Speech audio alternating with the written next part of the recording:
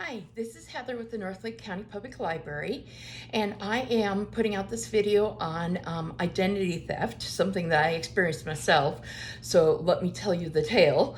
One day I had a box from Verizon delivered to me. It seemed that someone had set up a new account in my name and even ordered a new iPhone. I would have never even known that the account was set up if it not for the fact that they had actually made a mistake and the thief had put in my address and it was sent to my address instead of theirs.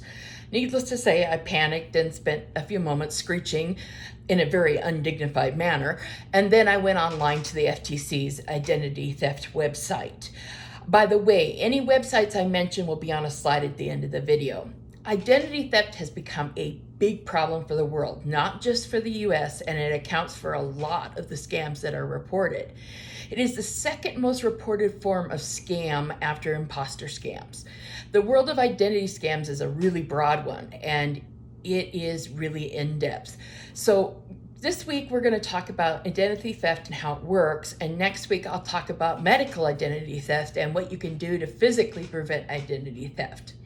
So, what is identity theft? Identity theft is when someone finds out pertinent details about you and uses that information to gain access to your accounts or to open new accounts in your names. Often it is not outright money.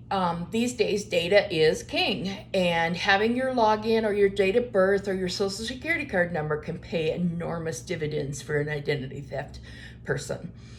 With data like that, they can apply for credit, they can apply for loans, and even be treated medically. And your information becomes fodder for schemes such as opening the credit card in your name, or in my case, they opened a new telephone account in my name. It can also apply for loans and give your information as their information on medical bills and even hijack your IRS refund. The effects of identity theft can have deep ramifications. The effect on your credit can be really devastating. A thief can run up large bills on credit cards or default on a loan and then vanish, leaving you to clean up the mess.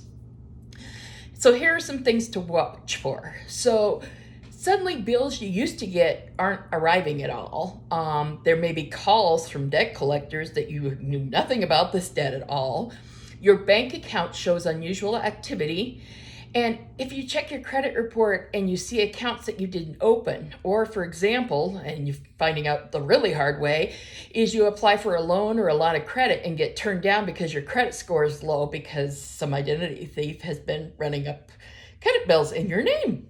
So say this happens to you and you really not sure where to start, what's going on, and how to deal with this. Go to the FTC's www.identitytheft.gov. It has an entire website that will just walk you through what you need to do and the information you will need. It will explain credit freezes and fraud alerts and what might be better for your situation. So let's talk about a little bit what you can do physically to make sure this doesn't happen to you. I have seen many of a wallet come out of a pocket looking like it was War and Peace. Huge.